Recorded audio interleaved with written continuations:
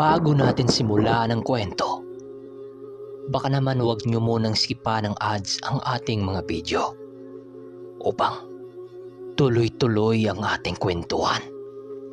Simulan na natin.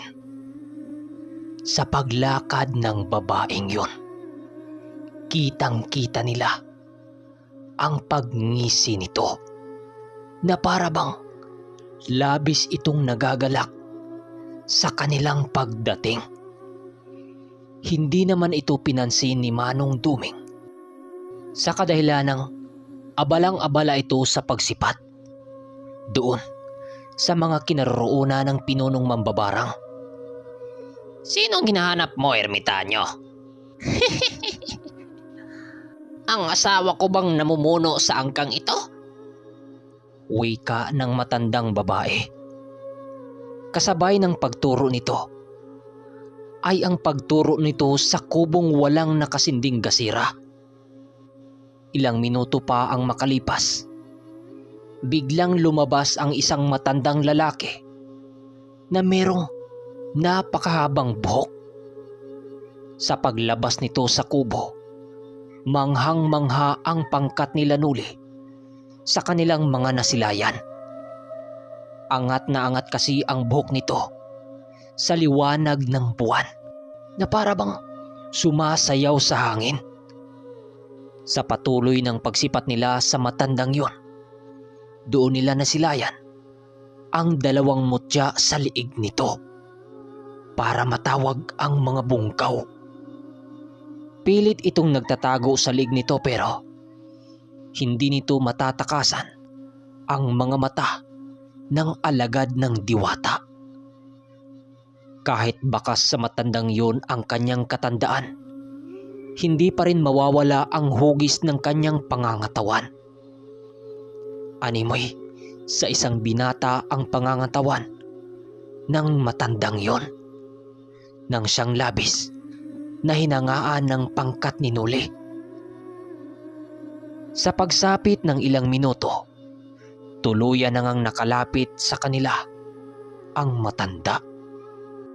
Hinawi-hawi nito ang kanyang buhok habang nagmamasid sa paligid. "Anong magandang hangin ang nagdala sa inyo sa aking teritoryo? Parang kahapon lang ay takot na takot kayo sa aming grupo," wika ng matandang lalaki. Kasabay ng pagwika nito ay ang paghagikgikan ng mga mambabarang na nagmamasid sa kanila. Ang ilan sa mga ito ay may dalang tig-iisang bungkus ng kawayan nang siyang pangunahing tirahan ng mga alaga nilang insekto. Nang marinig ng ermitanyo ang pagtawanan ng mga ito, agad din naman itong sumagot ng, "Magandang gabi sa inyo din, Ginoo. Naparito kami sa inyong teritoryo upang tuluyan ng wakasan ang paghahari ninyo. Maari mang nakakatawa ito sa inyong pandinig pero yan talaga ang pakay namin sa pagpunta dito sa inyong lugar." Nang marinig ito ng matandang mambabarang, biglang kumunot ang noo nito.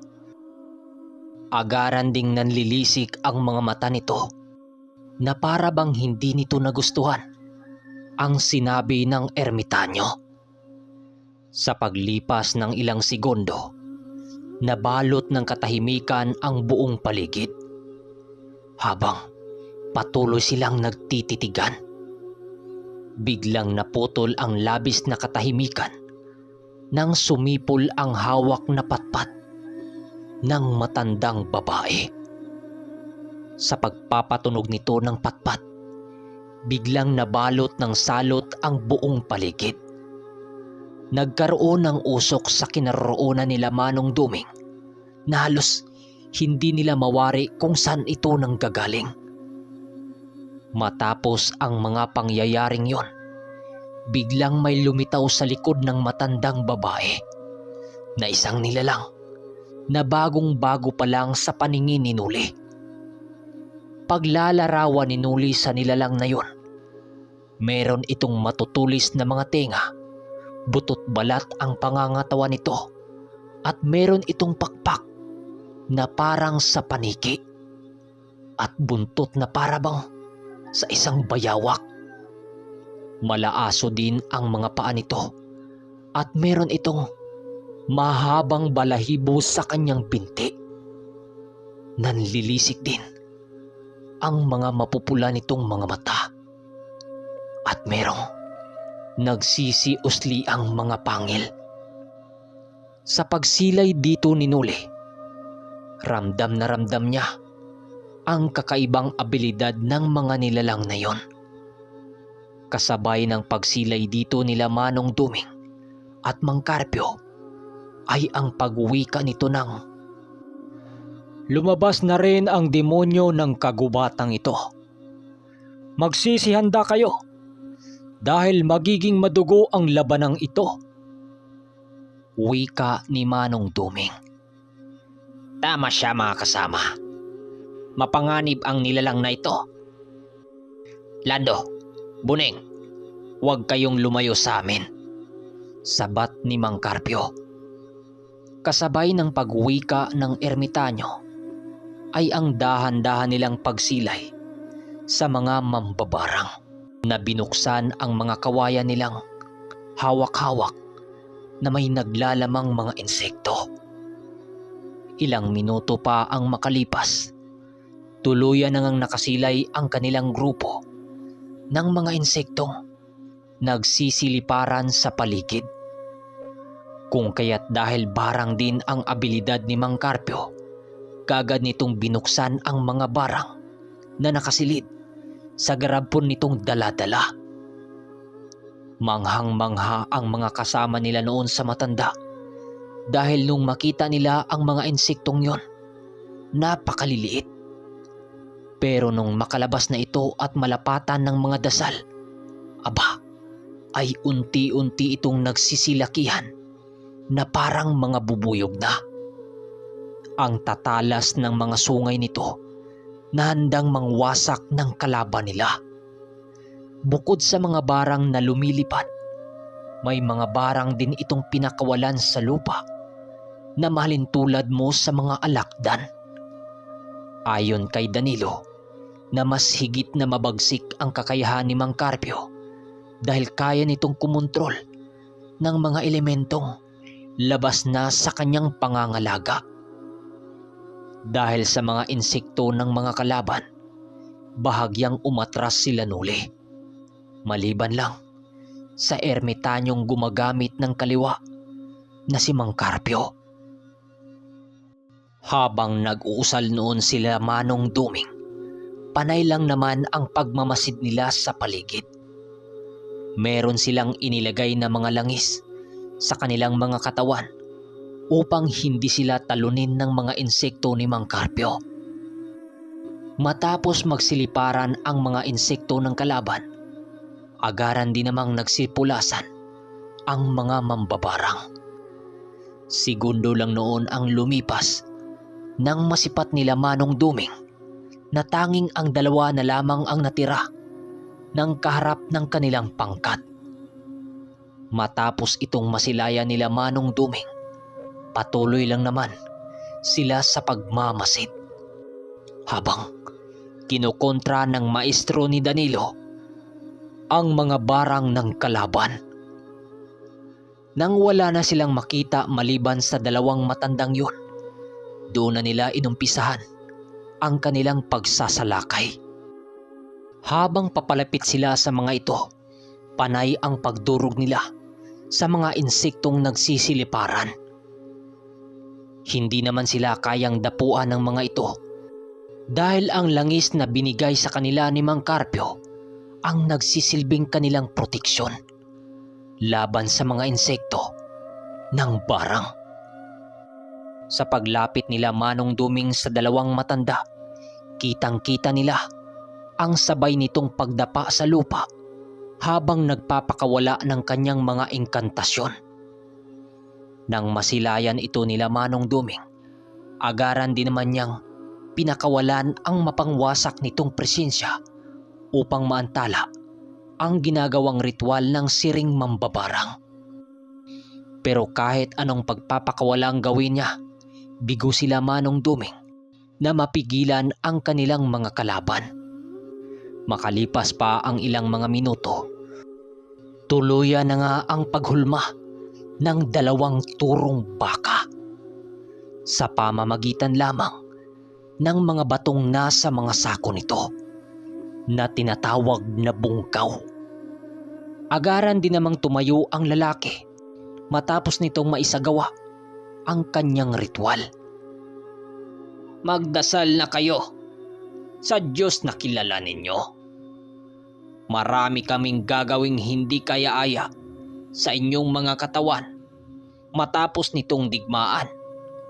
Magmilay-milay na kayo sa inyong Diyos na sinasamba dahil hindi lilipas ang gabing ito na hindi kayo ibabalik sa Kanya. Wika ng matandang lalaki. Kasabay ng pagwika ng lalaking yon ay ang paghawak nito sa mga bungkaw na kanyang nilikha. Napakabagsik ng mga turong kanyang ginawa na para bang uhaw na uhaw ito sa pakipaglaban. Habang nagwawala ang mga bungkaw na ginawa ng mambabarang, panay naman ang pagpalipad ng demonyo ng kagubatan. Sumasabay ito sa mga insektong pinakawalan ng mambabarang na babae. Habang patuloy itong nakiramdam sa paligid, ang maitim namang ulupong sinasakyan ng babae. Nanatili itong hindi nakitaan ng paggalaw sa kanyang kinaroroonan. Kahit gigil na gigil noon si Noli, pinili pa rin niyang ikubli ang kanyang kakayahan. Alinsunod sa kanilang mga plano. Nang tuluyan ng makalapit ang kanilang pangkat sa pinunong mambabarang, biglang lumitaw sa kanilang harapan ang 2 aliping bungkaw ng mambabarang na lalaki. Sa paglitaw ng mga ito sa kanilang kinaroroonan, ay agara naman itong sumugod sa pangkat ni Noli. Hindi ito nagawang salubungin ng ermitanyo sa kadahilanang ninais nitong harapin ang babaeng nangangalaga sa itim na ulupong. Sinuli ang kalaban ng pinunong mambabarang, samantalang ang iba naman nilang mga kasama ang haharap sa ibang mga mambabarang na nakakubli sa paligid. Hindi humiwalay si Danilo sa mga babaylan dahil sa napakamapanganib ang kanilang mga kalaban ng mga oras na yon. Nang tuluyan ng makalapit si Manong Duming sa babaeng merong alagang ulupong, agaran din namang gumalaw ang higanting ahas na yon upang sunggaban ang ermitanyo.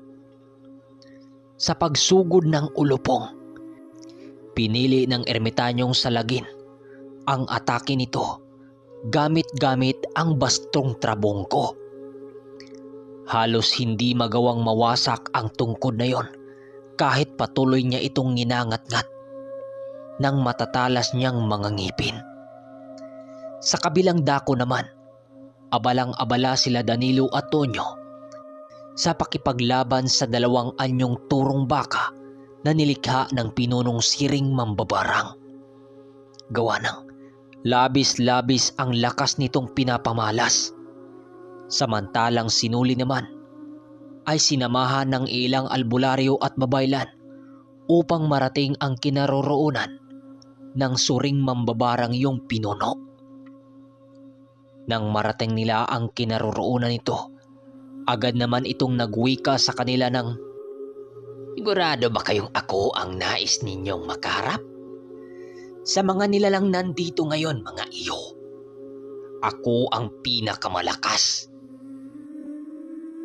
Pues sabihin mo yung mga katagang yan mamaya, hanggang mabaon ang kalahati ng inyong katawan sa lupa." Wika naman ni Noli. Okay, hanggang dito na muna mga kremitanyo. Kaya pala ganon kaingat sila Manong Duming sa mga kalaban nila dahil may pambihirang lakas pala ang angka na yon. Abangan nyo ang susunod na kabanata dahil dito nyo malalaman ang kahindik-hindik na pangyayari sa pangkat nila Nole.